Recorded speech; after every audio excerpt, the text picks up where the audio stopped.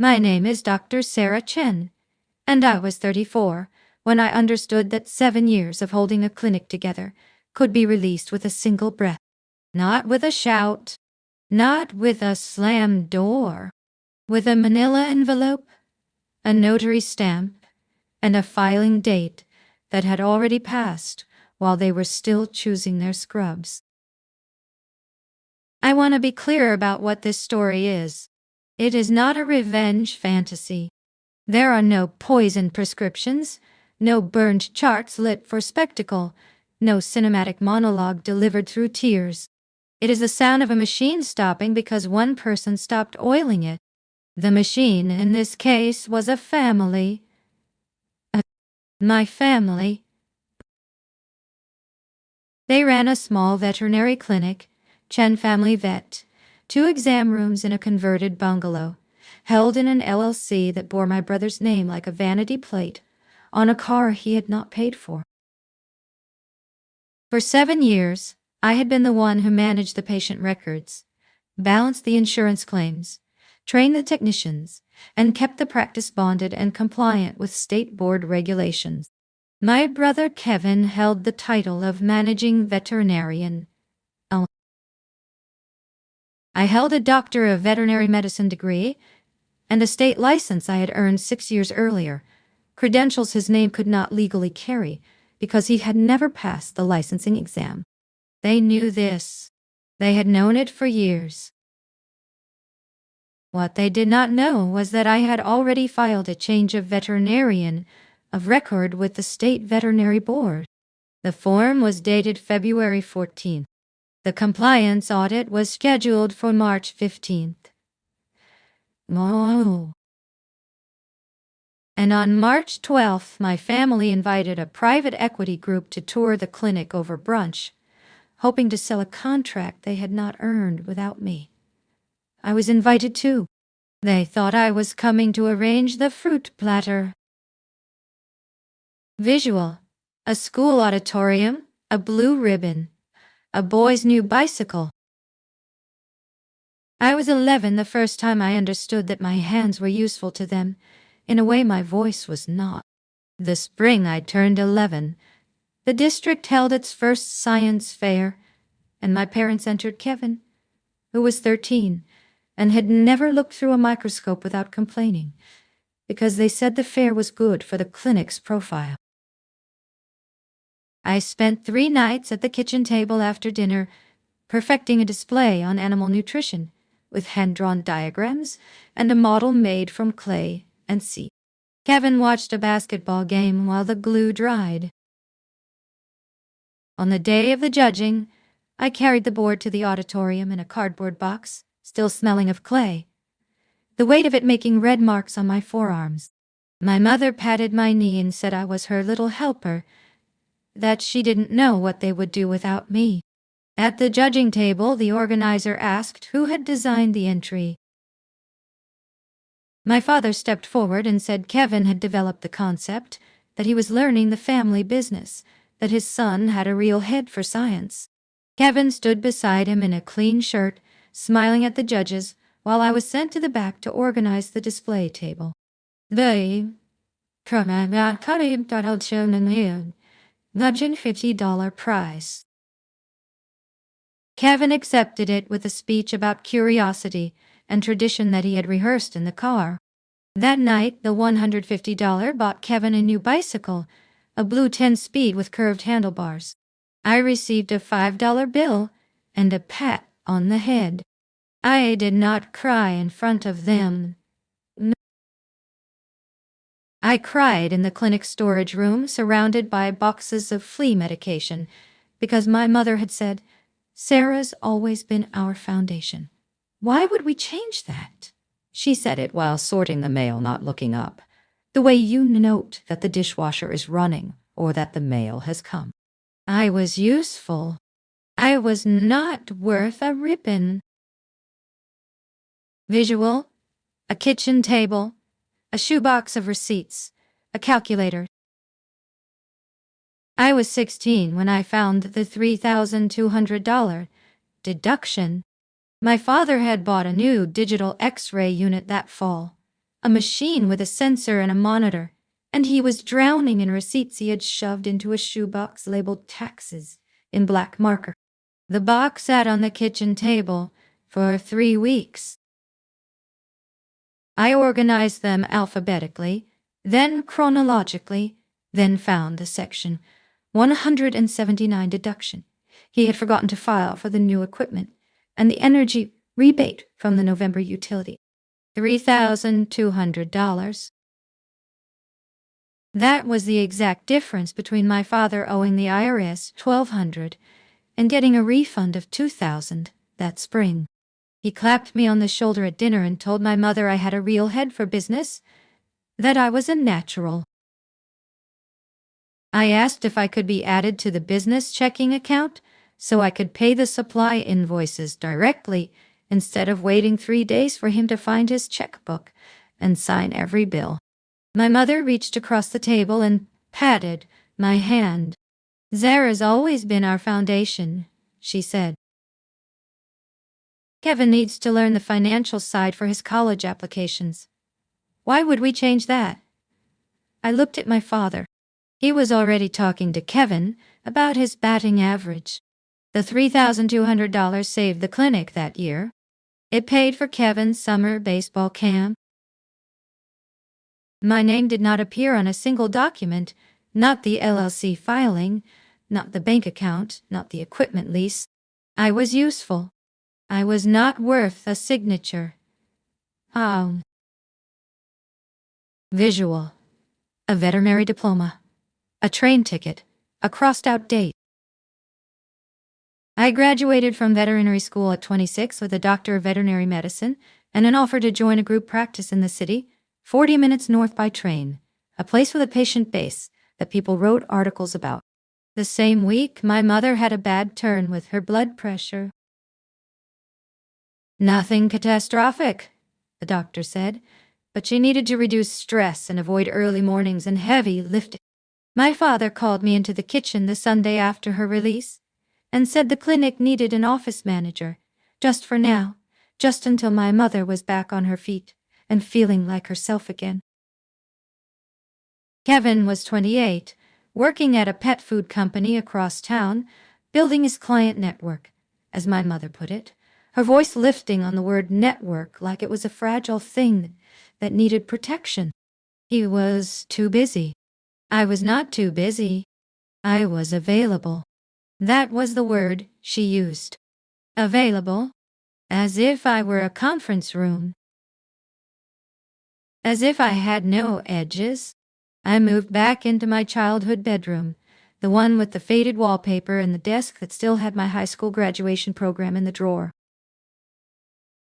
I took the train 40 minutes, each way to my group practice job, and handled the Chen records at night, sitting on the edge of my bed with a laptop that overheated and a phone that rang until 11. I managed patient records. I filed insurance claims.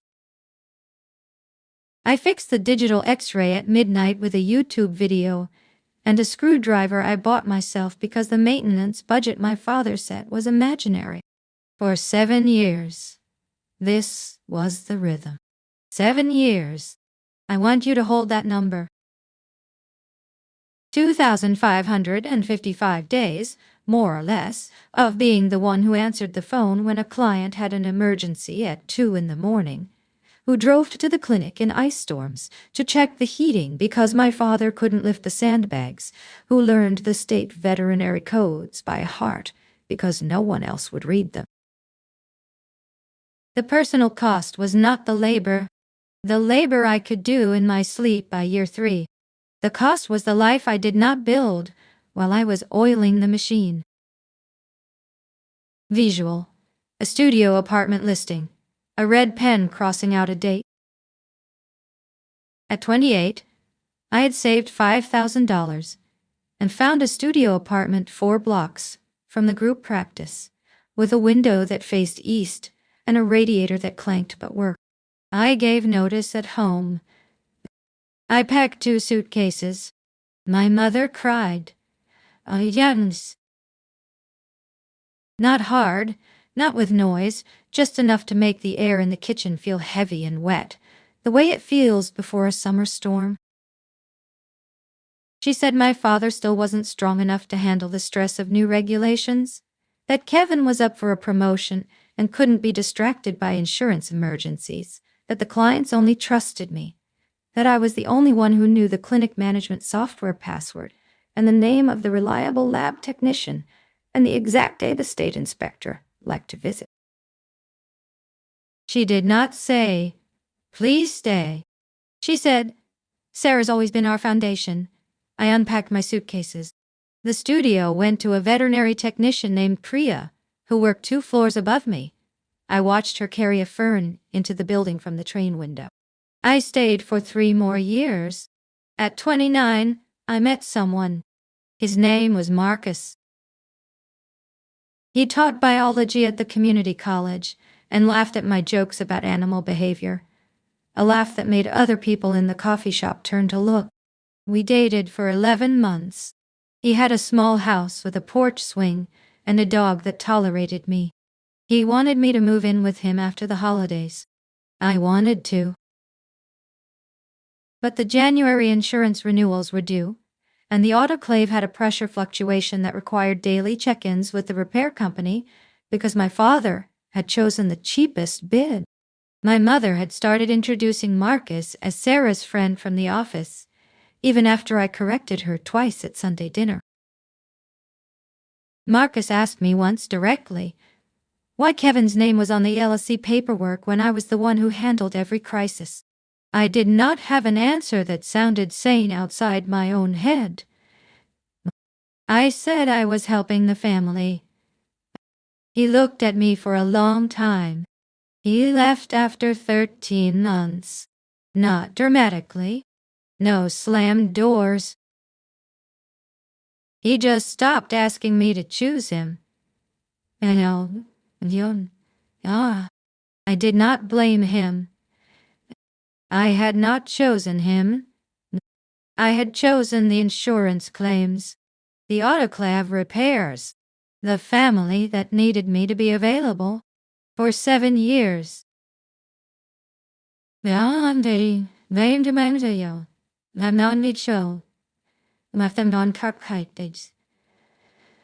A stack of pamphlets, a notepad. The mechanism was born in a state board seminar I attended alone on a Tuesday night in January. I was 33. The state had passed a new Veterinary Practice Act, effective January 1st, requiring every licensed veterinary clinic to have a veterinarian of record, who held a current license from the state board, and who was the designated professional responsible for all patient care and facility compliance. The license required a doctoral degree, a national exam, and a state jurisprudence test. Kevin had never taken it. He had never intended to. I had passed the naval in 2018 after a client questioned a treatment plan, and I realized I needed legal standing to sign charts under my own license. I passed on the first attempt. My license number was DVM 2018 3347. I was the only person in my family who could legally manage the clinic under the new act. The state clerk explained that existing designations would expire on March 15th unless renewed with a licensed veterinarian's signature and a notarized affidavit of active practice. I sat in the back row with a notepad and wrote down every deadline. Kevin sat at home, watching a basketball game. My mother had asked me to go because, as she said, I was the one who understood that kind of thing. She did not ask what the act meant. She assumed I would handle it. She was correct. But I understood something else that night. The act created a paper trail. It required the state to keep a public record of the veterinarian of record, and it allowed any licensed veterinarian to file a change of designation with 30 days' notice. provided they could demonstrate they had been performing the duties. I had 7 years of patient charts, insurance filings, and inspection reports with my signature on them. I had a lever. It was boring. It was legal. It was mine. Visual, a magazine cover, a man in a white coat, a framed newspaper article. The erasure did not happen all at once. It accrued, like interest on a debt no one intended to pay. In January of my 34th year, a local business journal featured Kevin as the visionary veterinarian behind Chen Family Vet's community renaissance. The photographer shot him in the clinic, wearing a white coat with his name embroidered, holding a stethoscope over a golden retriever. The white coat was my coat. The stethoscope was from my supply cabinet. The article quoted him at length about his philosophy of animal care. He spoke for 12 minutes without mentioning a single treatment protocol, a single insurance code, or the fact that the autoclave had been failing for 3 weeks, and I had been logging temperatures every 4 hours to keep the instruments compliant. My mother framed the article. My father sent the link to every relative. I was mentioned once in the final paragraph as the dedicated office support that keeps the schedule moving. I read it while filing insurance claims, the pen still in my hand. By then, the form was already sitting in a file downtown, waiting. I just hadn't decided if I would use it. Visual, a bank lobby, a glass conference room, a business card. The second incident happened 2 weeks later. My mother asked me to accompany Kevin to the bank to help him organize the financials for the buyer's review. She said it casually, while folding patient blankets, as if she were asking me to pick up milk. I brought my laptop, my external drive, and a binder of records I had maintained for 7 years. Every insurance log pressed flat, every chart annotated in the margins with treatment notes and payment histories. The loan officer, a woman named Denise with silver hair and a charcoal suit, asked Kevin about the clinical certifications. Kevin hesitated. What? He looked at me. I answered. I explained the infection control protocol, the radiography safety plan, the sterilization documentation, and the continuing education requirements for the last 3 licensing periods. Denise turned to me, genuinely impressed, and asked if I was the veterinarian of record. Kevin laughed. It was a sound I knew well, the laugh he used when he was uncomfortable and wanted to reclaim the room. He said I was his assistant, that I helped out with the paperwork, that he was the managing veterinarian, but he liked to keep his sister busy. He said it like a joke between professionals. Denise did not laugh. She looked at me for 1 second longer than was polite. I looked at the binder. I had color-coded the patient histories by quarter. I had highlighted the $14,632 in personal funds I had advanced to cover supply bills during the 6-month slump in 2022, the months Kevin had been in Napa. I had not listed those advances as loans. I had listed them as operational support in the ledger, language that made them sound voluntary. Kevin signed the bank disclosure forms with a pen I had brought from my apartment. My name appeared nowhere on the documents, not even as a witness. Denise handed him her business card. Oh. She did not hand me one. I drove home in silence while Kevin talked about the boat he might buy with his share, a 22-foot center console he had already picked out online. I stared at the road and thought about the State Board Act. I thought about my license number. DVM 2018 347. I thought about how easy it would be to file a single form with a notary public and a postage stamp. How easy and how permanent. Visual. A state board office. A notary stamp pressing into paper. I filed the form on February 14th. I took a personal day from the clinic, the first one I had used in 11 months. I told no one, not my mother, not Kevin, not the technician who covered my desk. I drove to the state board office with a folder of proof, 7 years of patient charts with my signature as the treating veterinarian, insurance filings paid from my personal account, inspection reports prepared by my hand, and my license card laminated in plastic. The clerk was a woman named Gloria, with reading glasses on a chain and a cough that rattled in her chest. She reviewed the documents for 14 minutes without speaking. She said the change of veterinarian of record would be processed within 5 business days, and the new certificate would be mailed to the address on file. I gave her my apartment address, not the family house on Birch Street. She did not ask why. She stamped the form with a sound like a door closing and handed me a carbon copy. I paid the $40 filing fee with my own debit card. I kept the receipt. I had already mailed the form. It was sitting in a file downtown, waiting. Then I went to the post office and sent a certified letter to the private equity group's attorney, Patricia Vance, whose name I had found on the firm's website under due diligence team.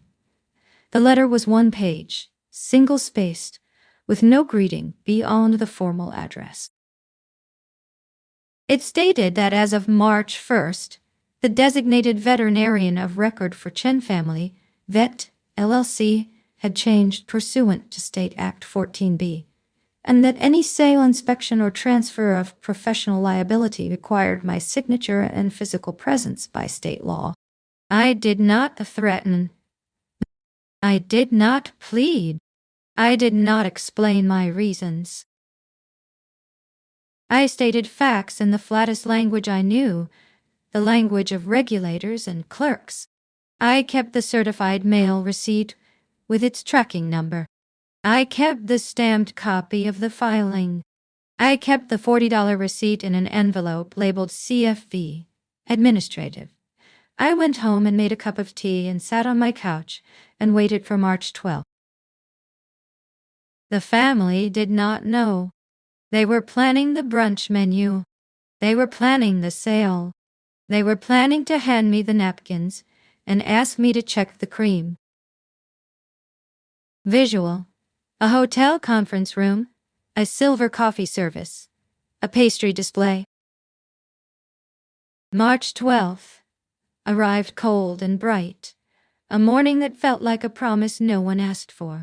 My mother had rented the conference room at the hotel because she said it impressed buyers, gave them a sense of the professionalism they were buying into, care that came from attention to detail.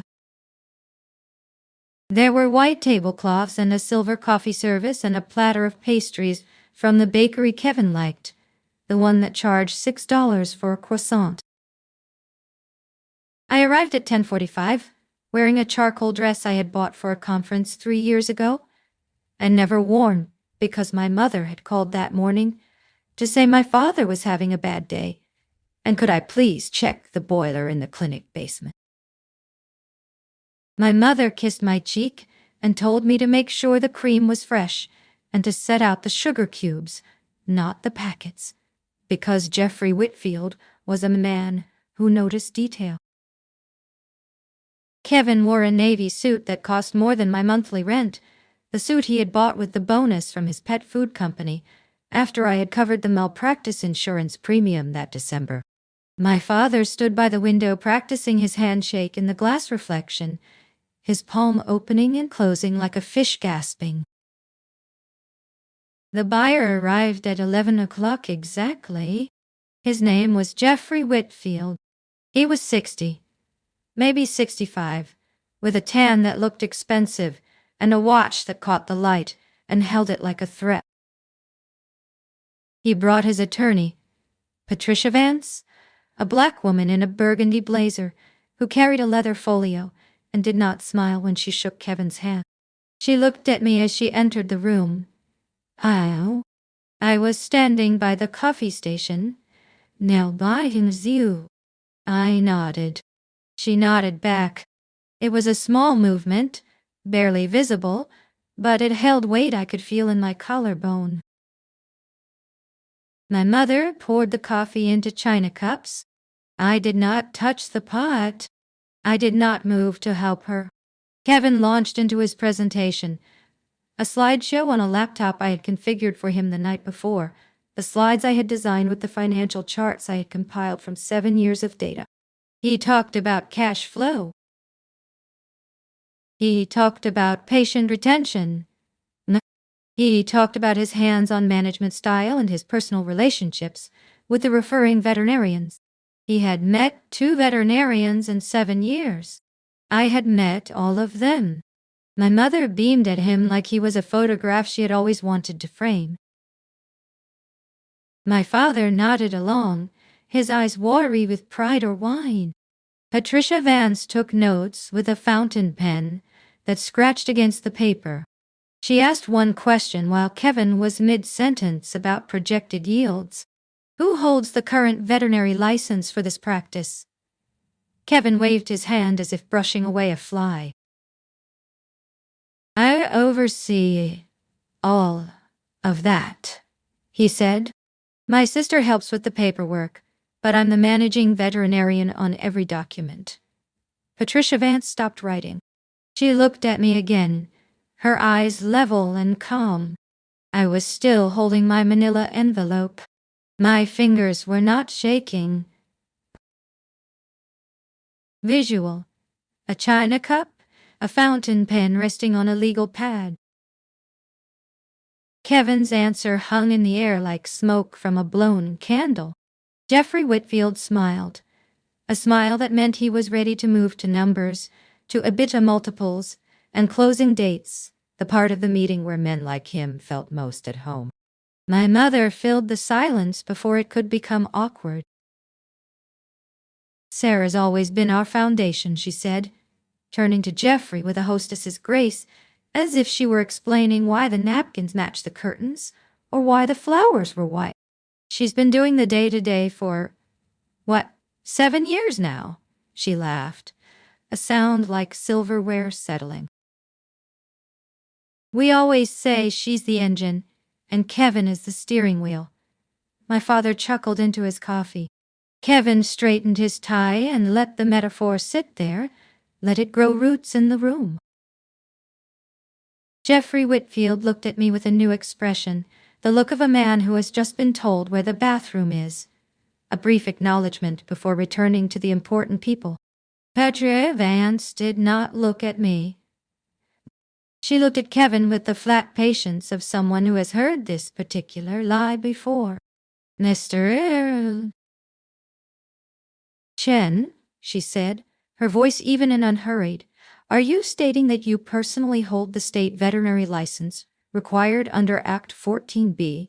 Kevin's smile faltered for half a second, a crack in the glaze. I hold the management title, he said.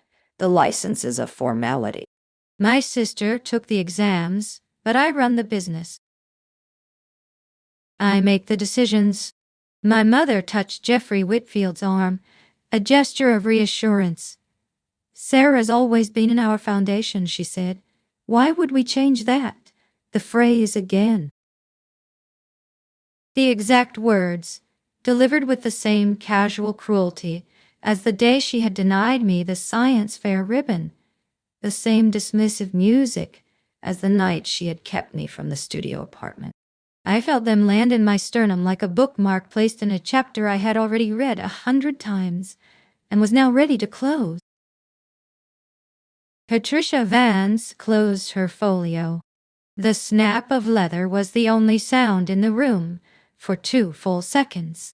Jeffrey Whitfield looked at his attorney, confused, his smile dimming. My mother was still talking about my thoroughness, my reliability, my availability. the way I never took vacations, and answered my phone at midnight. She was selling my labor as a feature of the clinic, like a new X-ray unit, or a renovated waiting room, or a reliable sterilizer. Kevin joined in, explaining that I would of course stay on through the transition, that I was part of the package, that the buyer would find me invaluable, that he had already factored my continued management into the pro forma. He said it without asking me. He said it as if he were offering a tool that came with the building, a dental chair or a set of instruments. I set my envelope on the table. The sound was soft, paper against cloth. It was enough. Visual, a manila envelope, a hand sliding documents across mahogany. I need to correct the record, I said. My voice was level even, the same tone I used when telling a client that their insurance would not cover a cosmetic procedure. I had practiced the sentence in my car on the drive over, speaking it to the steering wheel until it sounded like weather, like a forecast, like something that simply was. I opened the envelope. The flap made a clean tearing sound. I slid the first document across the table to Patricia Vance. It was the certified copy of the change of veterinarian of record form, filed with the State Board on February 14th and processed on March 1st, bearing the clerk's stamp and my signature in blue ink. This is the change of veterinarian of record form, I said. Filed with the State Board on February 14th and processed on March 1st. The previous designation of Kevin Chen was terminated by operation of Act 14B, which requires the licensed veterinarian to be the designated professional of record.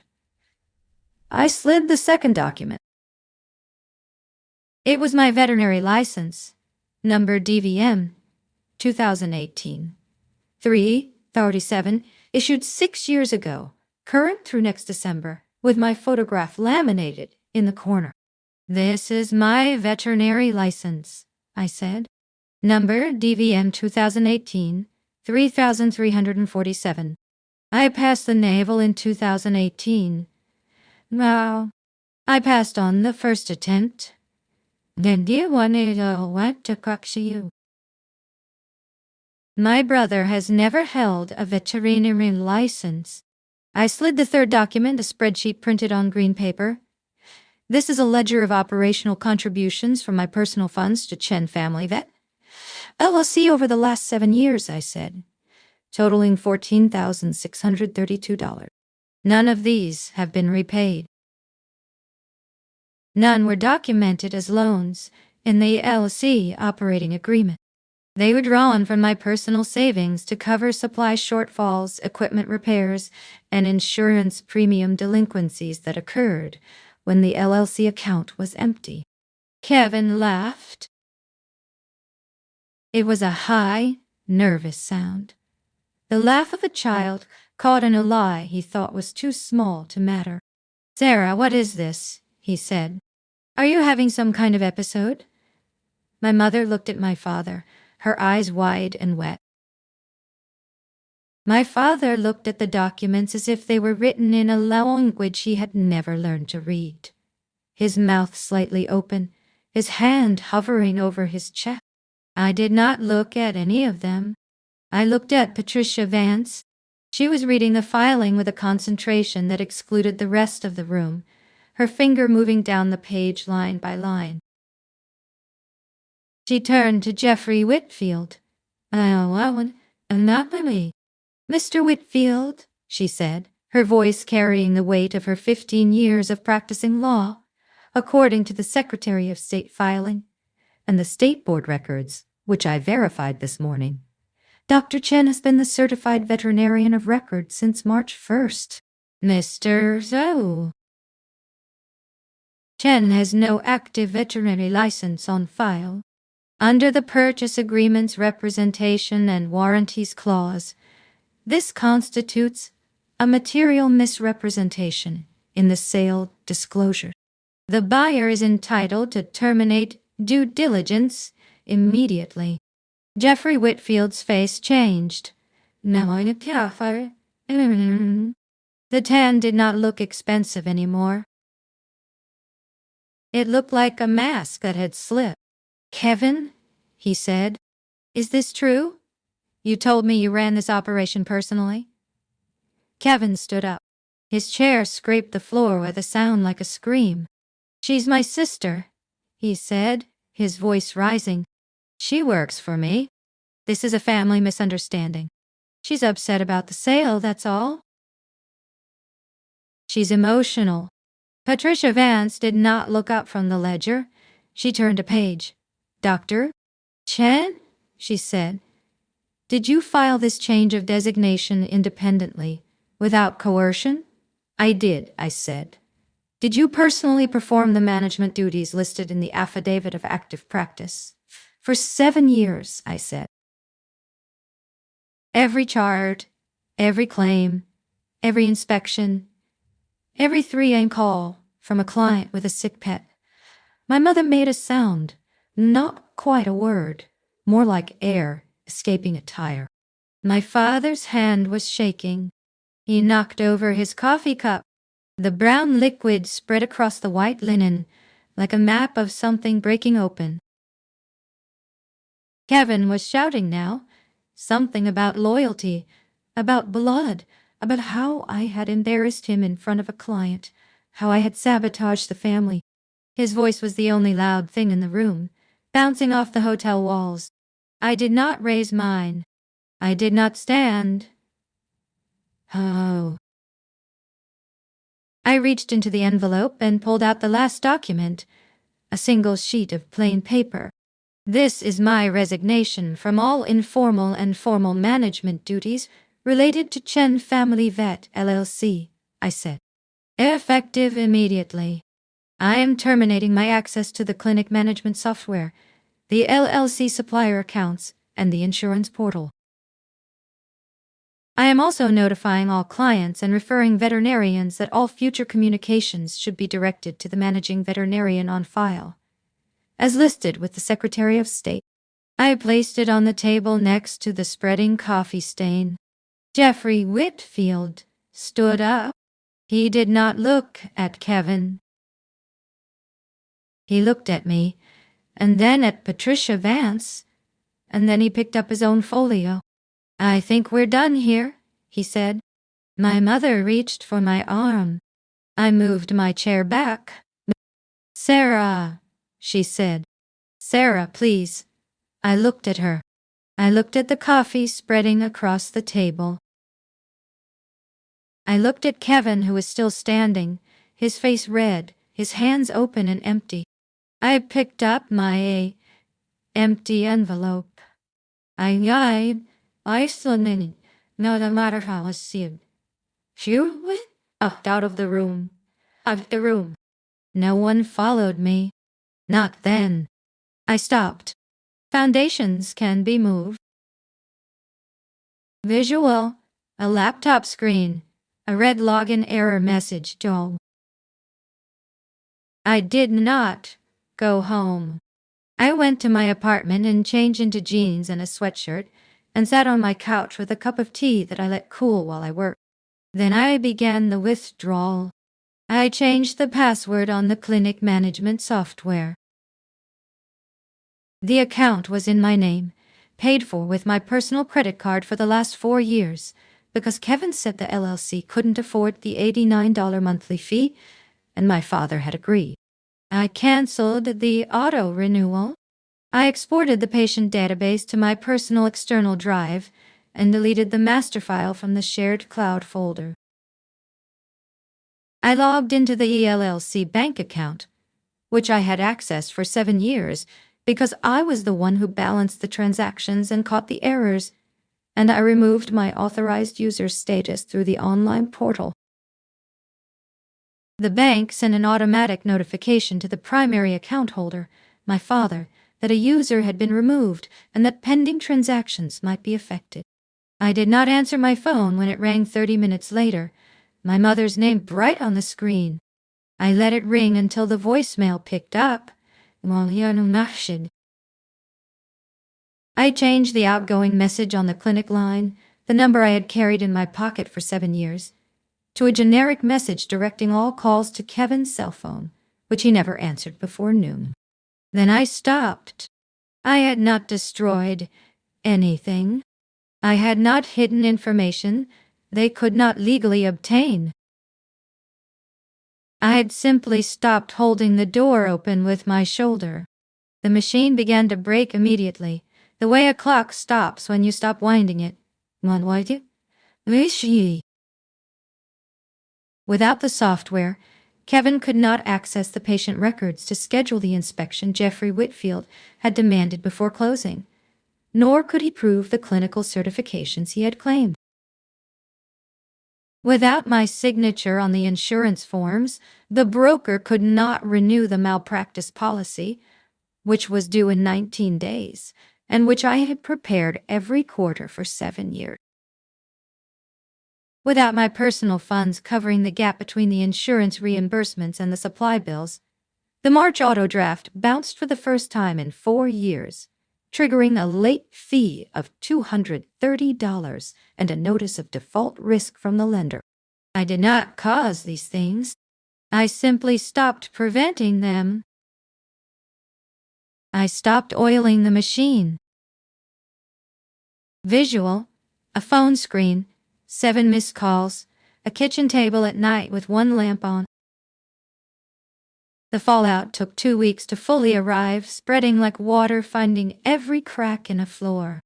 Jeffrey Whitfield terminated the letter of intent on March 14th, citing material misrepresentation and failure to disclose the true management structure.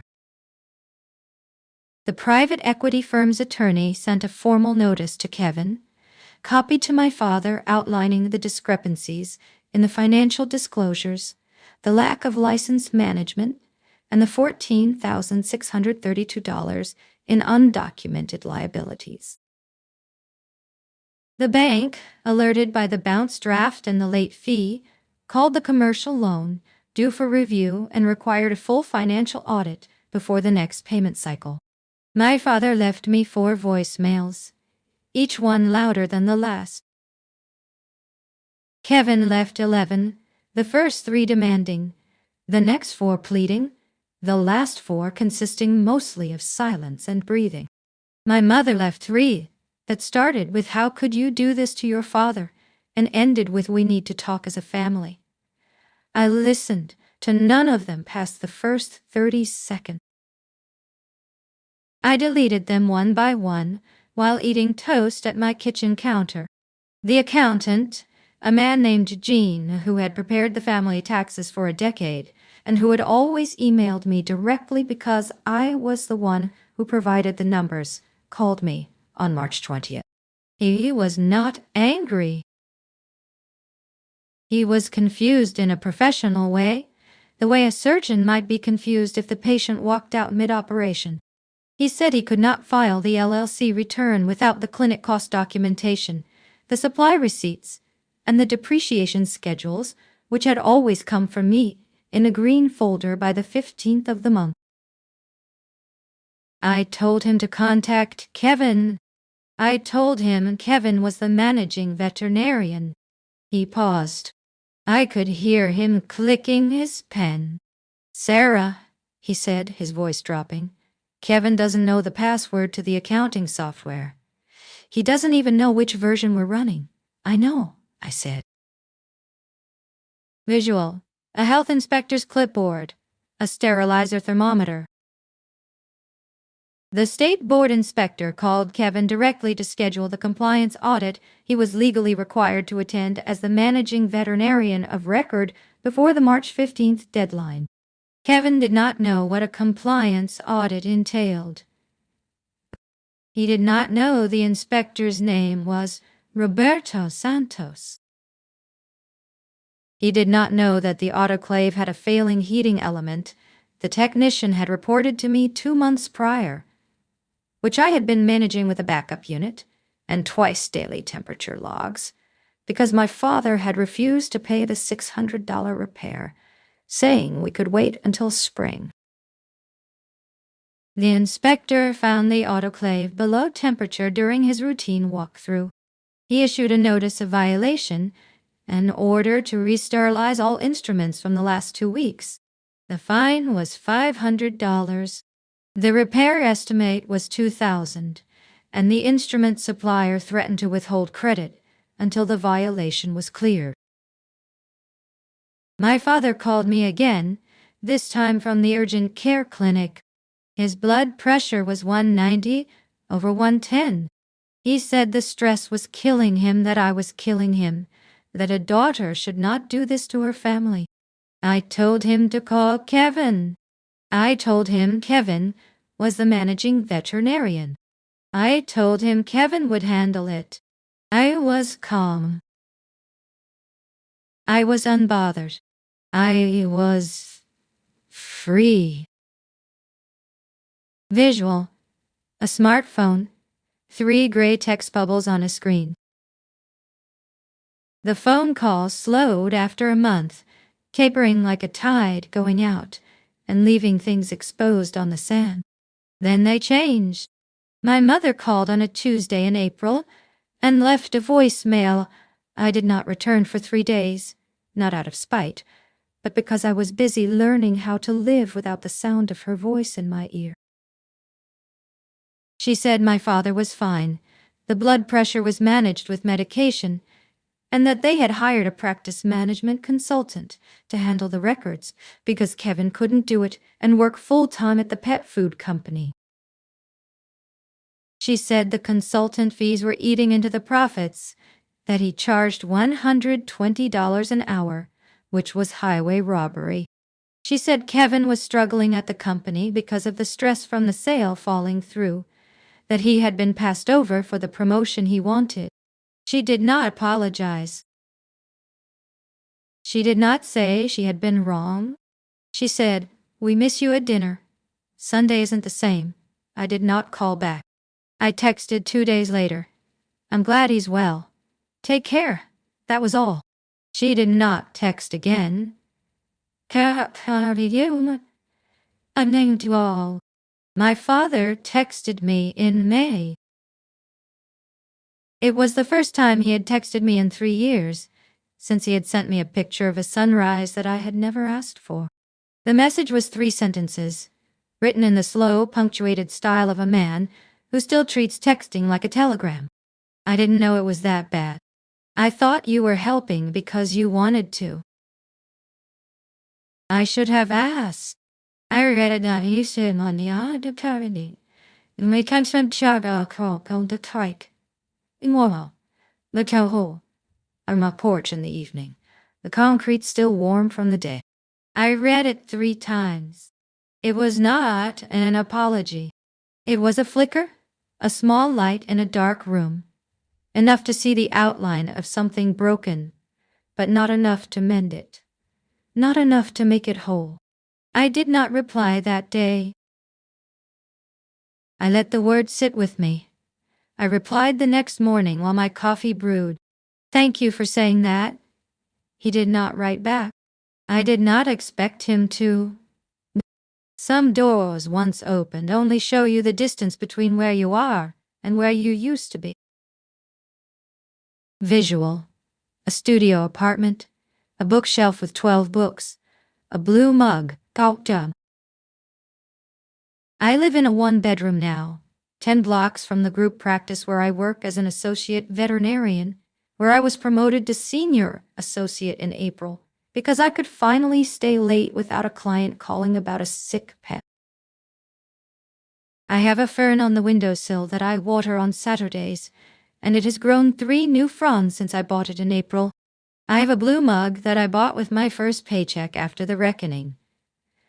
The first thing I had ever purchased just because I liked the color, not because it was on sale or because someone else needed it.